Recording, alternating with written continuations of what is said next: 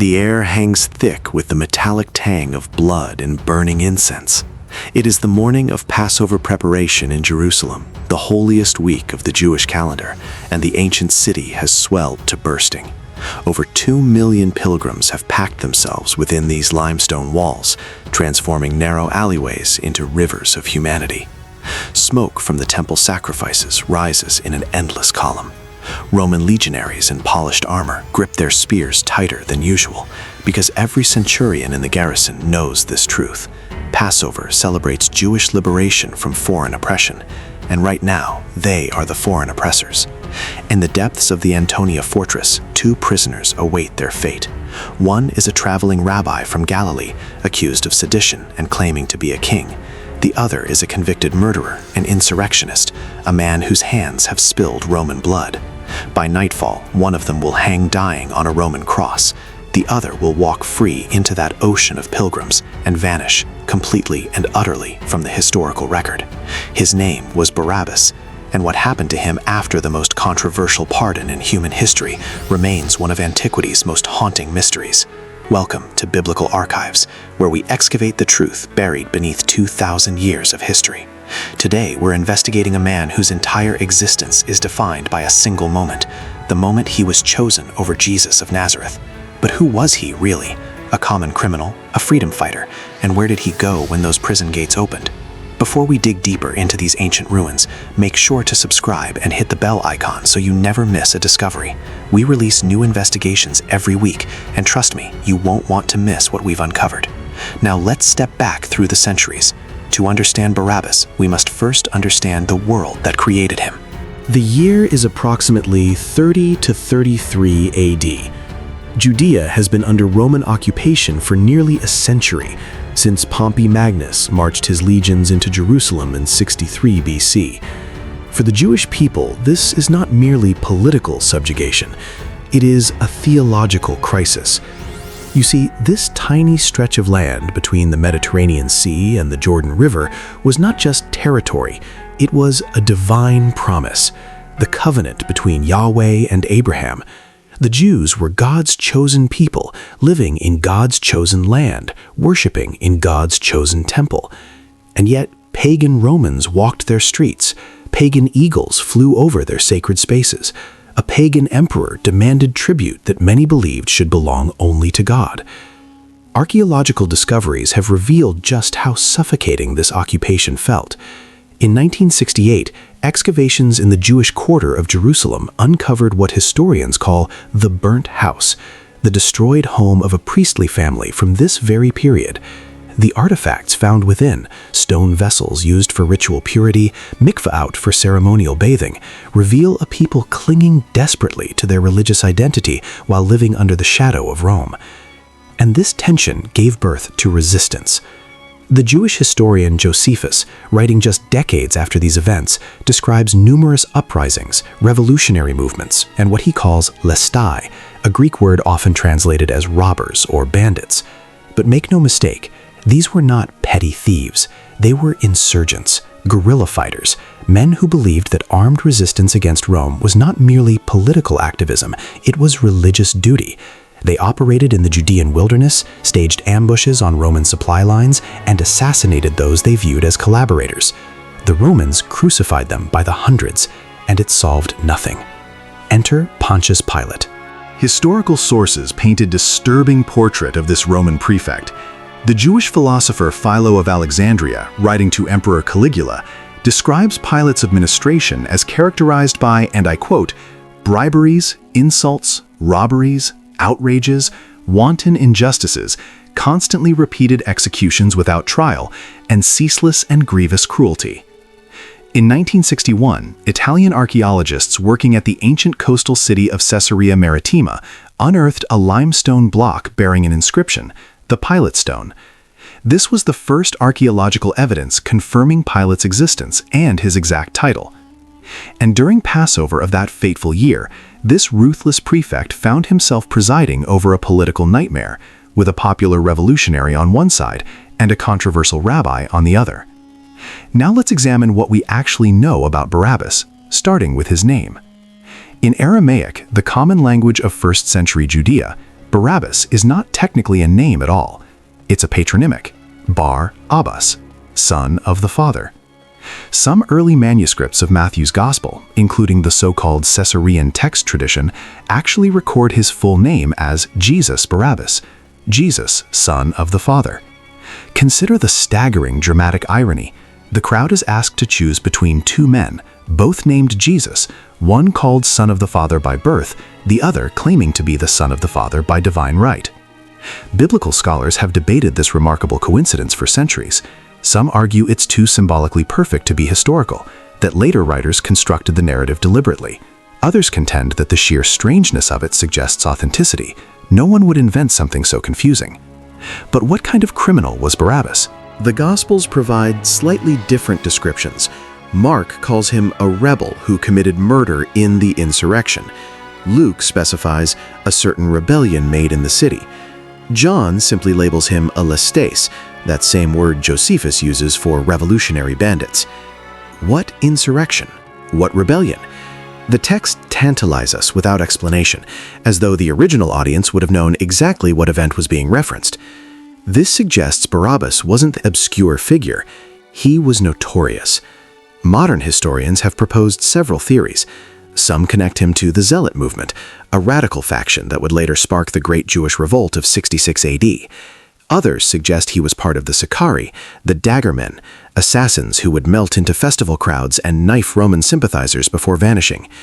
What we can say with reasonable confidence is this: Barabbas was not a common thief. He was a violent revolutionary, likely with a following, almost certainly celebrated by at least a segment of the population who saw armed resistance as the only answer to Roman tyranny. He was, in the eyes of Rome, a terrorist. In the eyes of many Jews, he may have been a hero. The Gospels describe a custom where the Roman prefect would release one prisoner during Passover as a gesture of goodwill. Here, we encounter a historical problem. There is no record of this paschal pardon in any Roman legal document, any writing of Josephus, or any other ancient source outside the Gospel accounts. Some scholars have argued it simply never existed, that it's a literary device to heighten the drama of the narrative. But others point to parallel practices. In ancient Egypt, Roman governors did occasionally release prisoners during festivals. An ancient papyrus from 85 AD shows a Roman prefect in Egypt freeing a prisoner specifically because the crowd demanded it. Could a similar custom have existed in Judea? The absence of evidence, as archaeologists love to remind us, is not evidence of absence. What the Gospels describe next is a scene of political theater. Pontius Pilate, according to the accounts, does not particularly want to execute the Galilean rabbi. Whether this reflects genuine hesitation or political calculation remains debated. Some historians argue Pilate feared creating a martyr. Others suggest his wife's reported dream about Jesus spooked him. But Pilate was also a practical Roman administrator. The crowd wanted Barabbas. Modern analysis of mob psychology offers chilling insights into what may have happened that morning. Crowds during ancient festivals were notoriously volatile. Jerusalem during Passover was a pressure cooker of religious fervor and anti-Roman sentiment. The chief priests, according to Matthew, stirred up the crowd to demand Barabbas. Whether this was organized manipulation or spontaneous grassroots preference is impossible to determine. What matters is the result. The decision was made. Barabbas was unchained. And in what may be the greatest dramatic reversal in human history, the violent revolutionary walked free while the pacifist teacher was led away to crucifixion. And now we arrive at the heart of our mystery. What happened to Barabbas after he walked out of Roman custody? The canonical scriptures say nothing. Absolutely nothing. He is mentioned in the trial narrative and then completely erased from history. No further reference in Acts, in the epistles, in any first-century source. For a man notorious enough to be named before Pilate, this silence is deafening. Several possibilities emerge when we examine the historical context.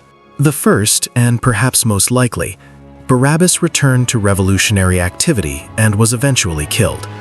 The decades following Jesus' crucifixion were marked by escalating violence between Jewish insurgents and Roman forces. The Great Revolt of 66 AD ended with the destruction of the temple and the massacre of an entire generation of Jewish fighters. If Barabbas was in his 30s during the trial, he would have been in his 60s or 70s during the revolt. Old for a guerrilla fighter, but not impossibly so. The second possibility, Barabbas abandoned the revolutionary cause. Some ancient traditions, though none historically verified, suggest that the experience of being released instead of Jesus haunted him, that he wandered the land, tormented by survival guilt, that he eventually encountered the early Christian community and converted.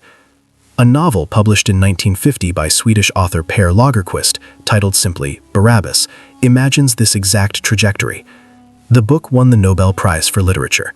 Lagerquist portrays Barabbas as a man who can neither believe in the resurrection nor escape its shadow, eternally caught between the man who died in his place and a faith he cannot quite embrace. While fictional, the novel captures something true about Barabbas's historical position. He is defined entirely by absence, by the death of another. There is a third, more troubling theory, one that certain scholars have quietly acknowledged. What if Barabbas never existed at all? Some critical historians have argued that the entire Barabbas episode is theological fiction, invented to shift blame for Jesus' death from Rome to the Jewish crowd. The symbolism is perhaps too perfect. The guilty go free, the innocent suffer. Barabbas as a theological statement rather than a historical person. But this skeptical position faces significant challenges. All four gospel writers include the Barabbas incident, suggesting it was part of the earliest oral tradition. The detail about the insurrection implies connection to real events the first-century audience would recognize. The scholarly consensus, while acknowledging uncertainties, generally accepts that a prisoner exchange of some kind probably occurred, even if the details have been shaped by decades of retelling. Barabbas, in some form, and then he simply ceased to. In the end, the mystery of Barabbas may be unresolvable with our current evidence, but perhaps that mystery itself is meaningful. History remembers the innocent man who was executed. Billions of people across 2 millennia have studied his words, followed his teachings, built civilizations in his name. The guilty man who went free? He vanishes into an anonymous crowd on a spring morning and is never seen again. It is, in a sense, the ultimate historical justice. Barabbas was released from Roman chains, but he was never truly freed. He remains forever imprisoned in that single moment, defined only as the man who wasn't crucified. A footnote, an alternative, a shadow. If you enjoyed this deep dive into history, please like this video. It helps the algorithm show this history to more people who are fascinated by the ancient world. And now I want to hear from you. First, do you think the Passover pardon was a real Roman custom or a narrative invention? What's your evidence? And second, perhaps more personally, if Barabbas did survive to hear about the resurrection of the man who died in his place, do you think he would have believed it? Could he have accepted grace from someone he never asked to save him? Let me know in the comments below. I read every single one. Subscribe to Biblical Archives and hit that bell for more investigations into the mysteries buried beneath 2,000 years of sand and silence. Until next time, keep digging.